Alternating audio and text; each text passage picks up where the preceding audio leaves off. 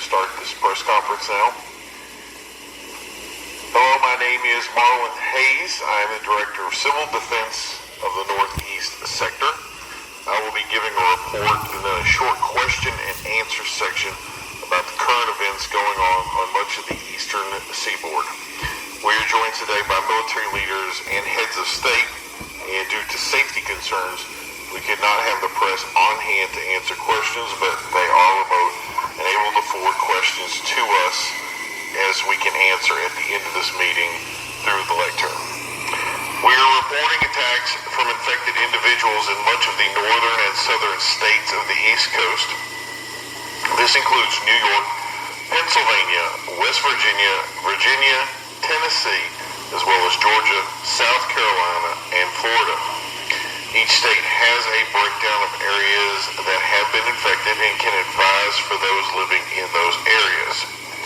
If you plan to stay in those areas, it is advised that you shelter in place for the duration of the infection.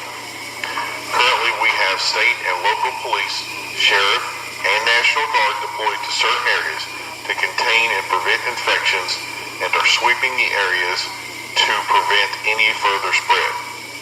We are aware that some citizens are taking actions into their own hands, and it's advised that any action be directed through the local police offices to mitigate potential hazardous encounters.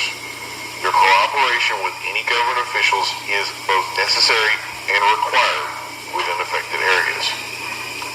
We are not fully aware of the full extent of the infection at this time, nor do we have a pathogen report on how it is transmitted, but we believe it is most prevalent form of transmission is close or immediate contact and can infect individuals through breaks in the skin or transfer of blood.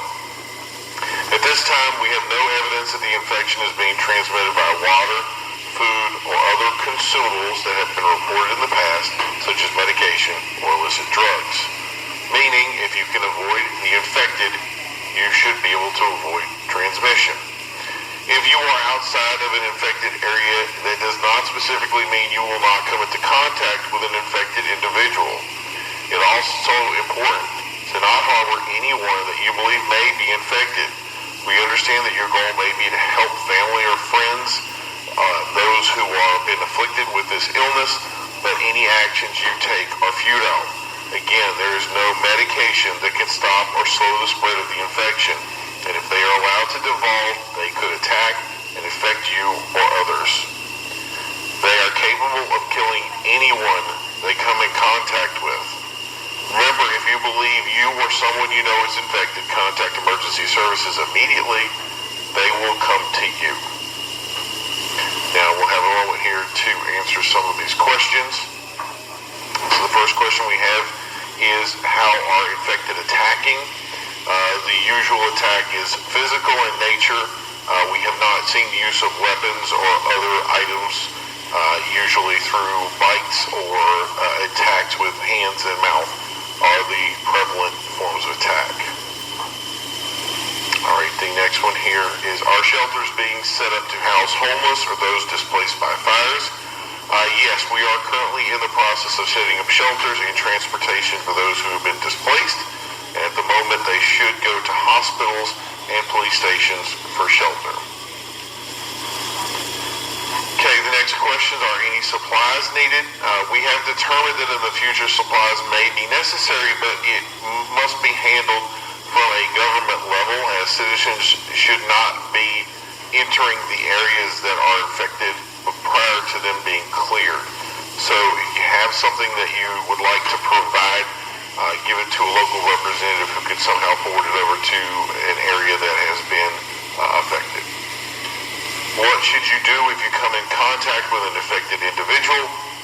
The simple response to that is flee and contact emergency services immediately. Part of the situation that we're going through now does help greatly if we are informed of someone who has been infected. So make sure that you contact them immediately upon any sort of interaction. Do not engage anyone for any reason that you believe to be infected. Okay, can citizens volunteer to be involved in the operation? Yes, in some areas volunteers are being sought to assist in capturing the infected. Do not report to areas unless told to report, and contact a sheriff or police department to be advised of any operations that volunteers are needed. So again, do not report to an area that you're not aware of or not supposed to be in. These areas should be clear. Is the infection spreading? Currently, we believe we have contained the infection within the aforementioned areas. Due to more thorough research, we were able to see a fuller extent of the infection, and therefore the original infected area was expanded, and we deployed forces subjectively to those areas to make sure that those new infection areas or discovered areas were contained, and we believe at this time that they are contained. Is the infection deadly? Although not at first, the infection will always result in the death of the host at its termination. If you are infected, there is no inoculation that can save you. And that's why it's so important to seek medical attention as early as possible, or to inform anyone if you know of anyone that is infected. The results are usually high fever, lethargy. There will come a point when the person will just simply not be able to respond. They will not be able to communicate in any way. They will not be able to follow commands. It will be evident once you've basically, what we're calling right now, flip the switch. So that's something that you want to keep an eye on, make sure that you're aware of things. A lot of people had asked if this is something that would be easily identified. Yes, it is very easy to identify, but the thing that we see most is if you come in contact with someone who has attacked you, that is usually the most important time to really take advantage or to see the situation of where things are moving forward. Are we killing the infected? In most cases, it is impossible to capture an infected person. They are violent in nature. They attack indiscriminately anyone that they have available to them. And remember, at this time, any form of bite or scratch or any sort of attack of any kind that causes damage to a person may require that the person themselves are going to become infected from that.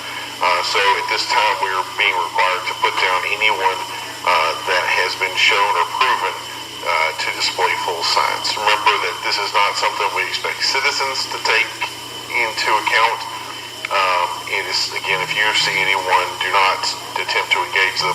Simply call in an official who will be able to follow suit and take the appropriate action. Is there any validity to the statement that the infection has killed the person prior to them attacking? We don't have an answer for that at this time. So thank you for everyone's attention. Please stay tuned to your emergency broadcast and continue to follow those to be updated in further events.